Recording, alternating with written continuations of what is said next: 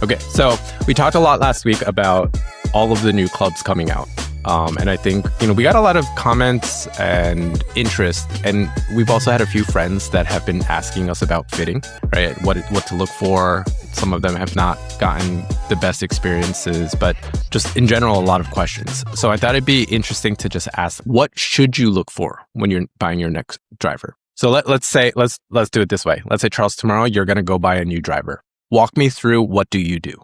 So for me, there's a couple categories that, and these are, I think I'm going to try to put it in the order of priority. In golf, I always need to feel confident in the way that my driver looks. So looks actually is on top of the list. For my drivers, they have to look square at impact. And there are some drivers that, I don't know if a lot of people know this, but they are purposely created to either look slightly open or closed at impact. I like mine looking very square. The second thing, which we kind of touched up on when we were going through drivers last week, is the crown shape. I need my crown shape to look a bit more compact. I think you used the word traditional crown shape, but yeah, I can't deal with drivers that are big. And those, obviously, we talked about MOI last week and how those are the most forgiving because the weight is pushed out into the perimeter. But I just struggle with drivers that look very big. So I like that compact look. And I know a lot of drivers these days are kind of moving away from it, and they don't really have alignment aids for drivers, but I actually prefer drivers with no alignment aids. So depending on the brand, some brands will put, usually it's their logo, where kind of the middle of the face should be. But right. I find that to be oddly distracting. And depending on how much, you're putting your hands high or low, that face will rotate and it'll actually kind of distort the view and lie to you. So because of that, I prefer there to be no alignment aids or visuals on the Not even that dot. The dot is okay. The dot's okay, but you also don't find dots on drivers. Most of them are usually the logo of the brand. It's like the TaylorMade T is right there. So so this is really interesting because I think a lot of the things you talked about definitely have some brand correlations, let's call it, right? Certain brands tend to be a certain way, right? Like Titleist always is a little bit more traditional looking. I feel like TaylorMade is, a little bit more of the more streamlined shape. I'm dating myself, but Callaway from like 10 years ago, it was very stretched, the Diablo line, and I hated it. So do you find yourself having more brand affinity because this is so important for you, or do you feel a little bit more open and you don't really go in with any brand in mind? Well, the only two brands that I've really played driver-wise is TaylorMade and Callaway. So maybe that does show some sort of brand affinity. I will say this kind of comes in a little bit later, but usually for me, I buy an aftermarket shaft that I am fitted for and feel comfortable with. And even if I get a new driver head, I will use that shaft. So that does come into a little bit of, do I want to change the adapter of my shaft? Right. But in terms of brands, they all now have a very tour-inspired compact look. And it's usually in their low spin model. So I haven't had an issue finding a shape that I didn't like from any particular brand, but it does very much narrow down depending on the year to either one, maybe maximum two models that I like the look of. I definitely can't play any of like the max forgiveness drivers from most brands. Interesting. Okay. So first is looks, the face angle, the crown shape, which I agree with you. I think there's, I think for the driver and the putter, there's this weird thing of like, as much as there's the performance, which is obviously very important, you kind of have to like how it looks. I guess that's all clubs, but I agree with you there. Okay. So what's next after your looks? Where are you going? So next is another subjective thing, but I have to like the way it sounds and how it feels. So this is the reason why I cannot play in the past ping drivers. I hated the way that they sounded, even though launch data wise, a little bit on the shorter end, but fairway finders, right? They're so forgiving. But the turbulator is another thing that I hated the look of. So number one, they couldn't pass the look test, but once I tried it out, the sound was also just so loud that I just don't love the sound and feel. And another reason why I moved away from TaylorMade the moment that they went to carbon face is that I did not like the sound and I didn't like the feel. The sound felt much more muted than TaylorMade's of the past. And so even when I strike something well, it didn't have this confidence just from a sound perspective that this was a great shot. So that's one of the reasons I moved away from TaylorMade. And so far, I think the last couple of years, Callaway has fit the sound and feel side of things that I like the most. But that is the second thing that I look for is the sound and feel of a driver. And very, very subjective because what I like, someone else might hate or not like. But yeah, that's been a very big thing for me. What was the last ping driver that you tried that you remember? I want to say it was one of the was it the G30 Max? Is that the one? That was the obnoxious year. The G30, because I had a G30. That was the like really loud, obnoxious, like you would startle everyone at the range year. I think starting from the 400 line, they brought the sound back to like normal decibel levels where you're not gonna like shatter your own eardrums. But the turbulators are still there. But they did get rid of the Dragonfly, the weird like window. Do you remember those? They had like this weird like sunk in windows on the top of the crown that looked like a dragonfly wing. I think they were calling it Dragonfly. I mean, you would have hated it. If you hated the turbulators, you would have absolutely hated that. So there's no point. But I'd be curious with the 440 Max K, is that the new one? What it sounds like, because I know that they have intentionally like dialed their sound because they got so many complaints. The G440s from last year sounded pretty good. They sound, but they still have the, and they went for a more sleeker look, but the crown still has the turbulators, right? So it still has the turbulators. I mean, they put so much marketing around the turbulators when it came. Like I remember when it came out, it was so like, they were showing like the smoke.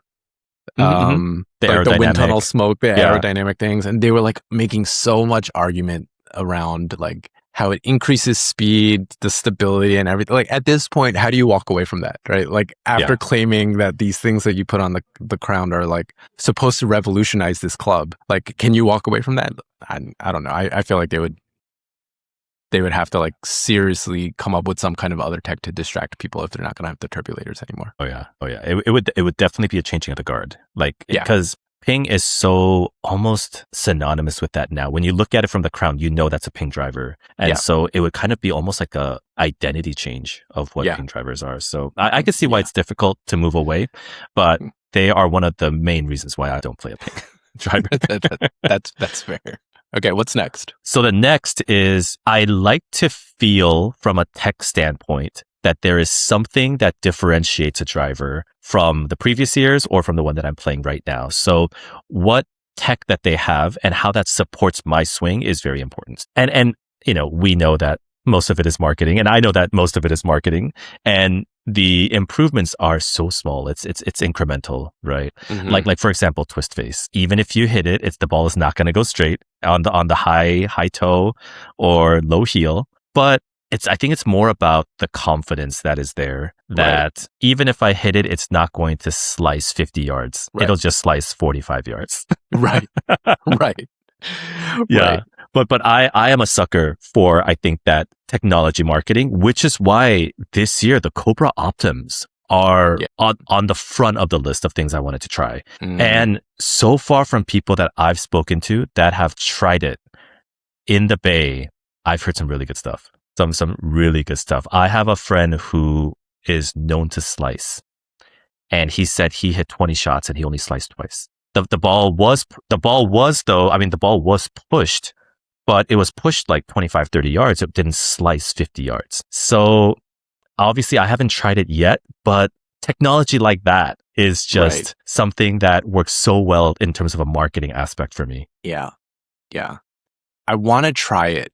I want to see, because there's a part of me that's like, no POI or MOI, any of the OIs are going to fix an open face, right? So if your friend is saying all of a sudden his slicing reduced significantly, right? My question is how, right? It's like, is the club squaring up better for him, right? Or like maybe the weight and the shaft, he's able to deliver it a little bit better.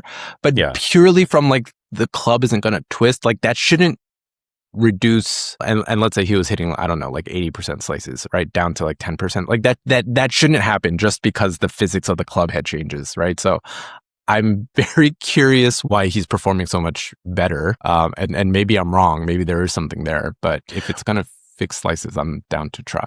Well, when a club face does twist, and even the high MOI faces do twist, right? When it does twist, it makes an open face even more open, and the ball roll on the club face longer. And so I could see how if it doesn't do that, then it'll look like a power fade instead of a slice. You're getting less of the gear effect, pushing it even further right, especially if you're hitting it.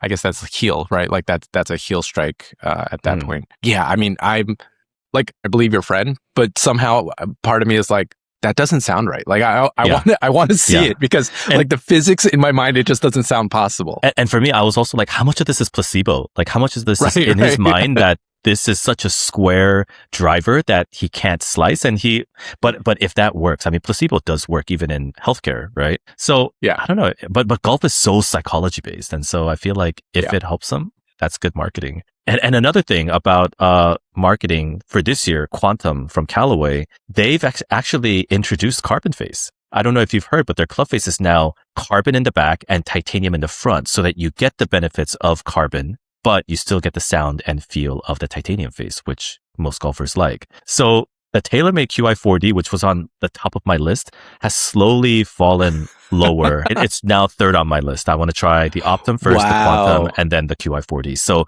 this tech marketing does kind of influence me. Okay. But this is only influencing you from like, what are you willing to even try? Right. Right. So then where do you start making your decision? Right. So like now you're in the bay, you're about to throw down a few $100s, right? You have your short list. Like, what are you looking for personally? And, I think you and I have gone together to the store enough that like, I kind of know, but like, I would love for you to walk through some of our listeners. Like, what should they be looking for? Like, what are you looking for when you start hitting these clubs? Sure. There's one more thing I think in the tech which influences me greater than just marketing, which is adjustability. So I don't recommend this for all of our listeners or for all golfers even, but I feel I know my misses and my swing well enough that I want the adjustability to be able to fine tune a driver to fit me. And so it is very difficult to sell me on a kind of rigid driver without that much adjustability because I feel like it's created for the masses and not for me.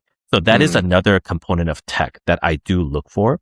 And I will play around with the adjustability a little bit, but obviously I don't have, I can't stand there for hours taking up one bay. That's also rude, by the way. So I don't do that, but adjustability is key. Now, once I start hitting these drivers, the things that influence me a lot, number one is now I am actually looking a lot for forgiveness, but it is a very specific forgiveness. I know what my misses are, and my misses are misses to the right. Or there are a few with my newer swing where I will snap hook. And so I specifically look for those two misses and see how, when I hit different areas of the club face, how those shots appear in the simulator. And then the second thing I look at is I do look at the launch monitor data. So there's three things that are important to me. Number one is carry distance. Don't look at the total distance because those simulators will lie to you and it's never going to roll out 40 yards. But I do look at carry distance because I know what my stock carry distance is.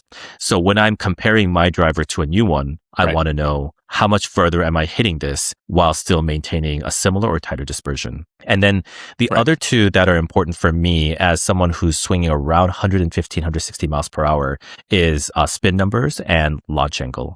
So I have a tendency to launch my balls very, very high. And so I am looking for something in the range of, I think it's around 11 to 13 degrees of launch is what I am looking for personally. And from a spin number perspective, I am looking for something that is closer to between, 2050 to like 2200. And the reason for those numbers for me and my swing speed is that optimizes distance as well as forgiveness. So, and you kind of mentioned this, and I don't know if I'm going to ruin what comes next for you, but you know what your current numbers are. and you also use aftermarket shafts, right? And we've talked about how, it's a lot of the times, even with all of this new tech in the club head, the shaft is just as important. Do you bring your shaft into the bay with you when you're testing new heads, or are you testing a combination of shaft and head all the time because you know what shaft you're going to go with? Yeah, I do bring my shaft into the bay. And that's why it is limiting at times. It was nice when I went to a particular store where everyone there kind of knew me,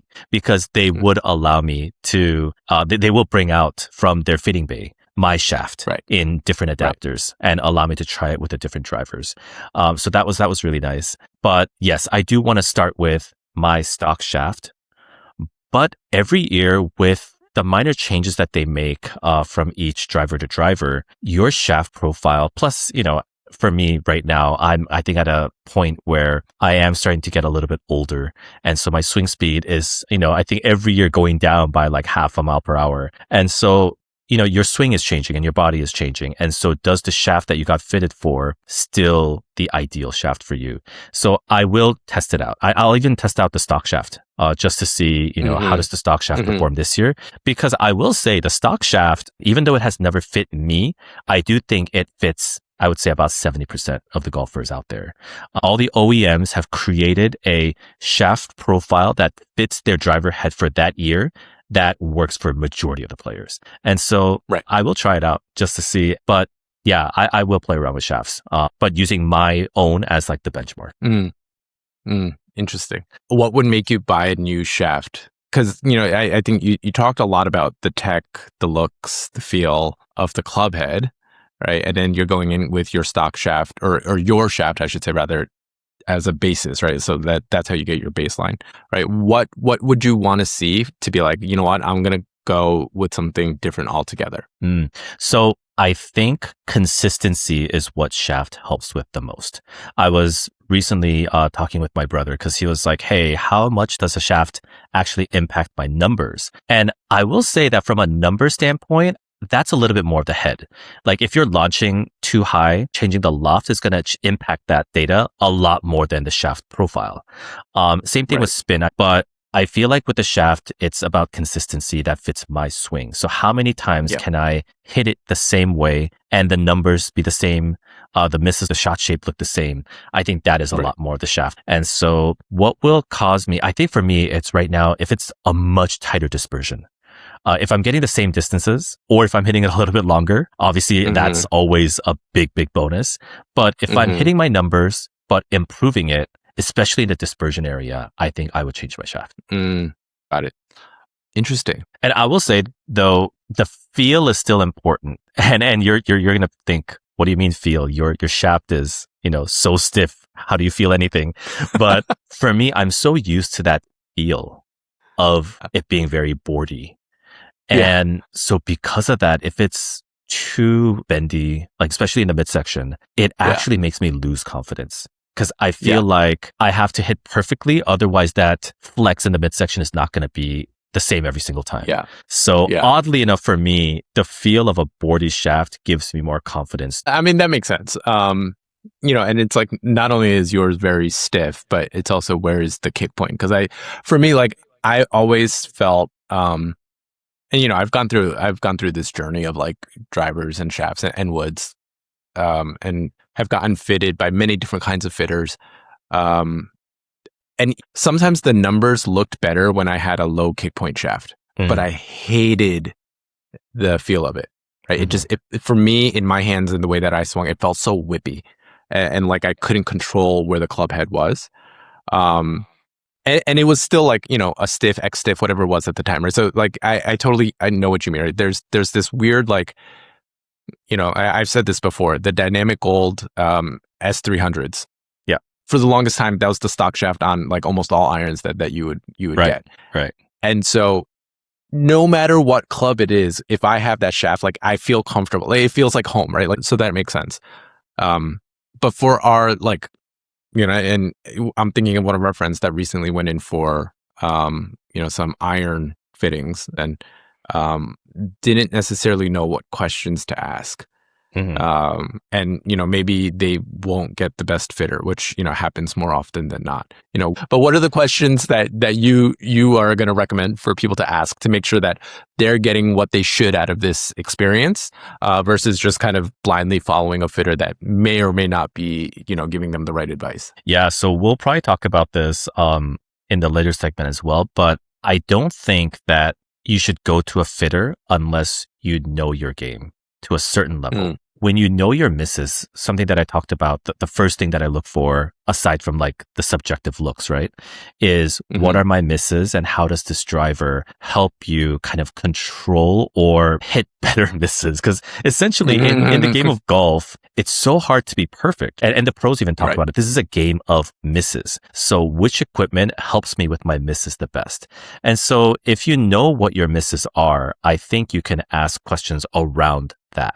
If you know that you have a problem with, slicing 9 out of 10, you should ask him, how does this driver help with slices? Because there are draw biased clubs that do make it a little bit easier to square the club face, even if it is wide open at the halfway mark on your downswing. Right. And so I think a lot of the questions should be around your misses, and also what is your goal? Like, what do you want to get out of this driver? You need to know, because if you don't know that destination, it's hard to go in any direction, right? And I find that's one of the challenges with a lot of golfers is they go into a fitting expecting the fitter to know you when they just met you. Right. And so without knowing that becomes very difficult. Yeah. That's interesting. I mean, your sequence of thoughts of what you're looking for is interesting to me, because I definitely, it's the same checklist, right? But I think I go in a different order. Yeah, I was really curious. I was like, I don't think I missed anything, but what is your order compared to mine? So I start in the same place, in the sense that like I've done enough research on all of these driver heads that I know the general look and feel, the look, right? The shape, and some of the tech. That's kind of where I start. And like you, if I can, I'll hit my shaft. But from there, I look at feel or for me, it's like feel first, right? And I think this is maybe a recurring thing with me. Like, my consistency is not so good that I think, I'm necessarily going to have the best day with some of my numbers, or, maybe even my dispersion and, whatever it's going to do from a forgiveness standpoint.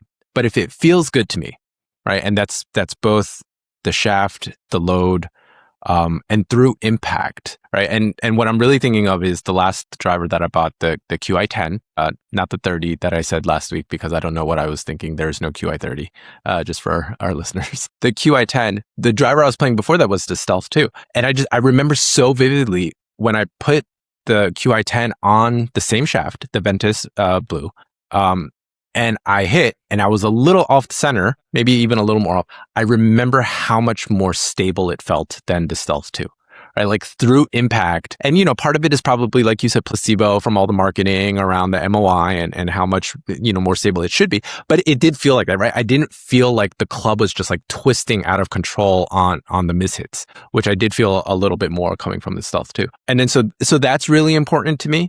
Just feel how it feels through. And again, that is a lot of that is gonna be shaft.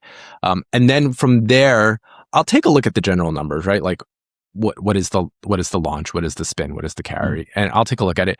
But I don't put a lot of weight into those, because, for me, it's like, day to day, my numbers are going to be so different that, as long as it feels consistently the same, in terms of like how I like how this head and shaft are performing for me, then, from there, I'm just like, all right, that's good enough. Like, I like it. I convinced myself I'm going to buy it probably before I even walked into the bay. So like, I'm good to go. Where's the cash register?